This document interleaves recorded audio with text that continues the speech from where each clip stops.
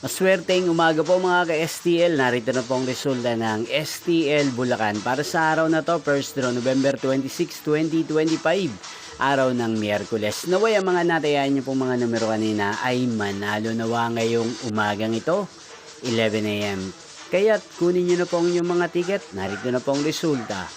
Ang mga numerong nanalo sa STL Bulacan ngayong umagang ito, November 26, 2025.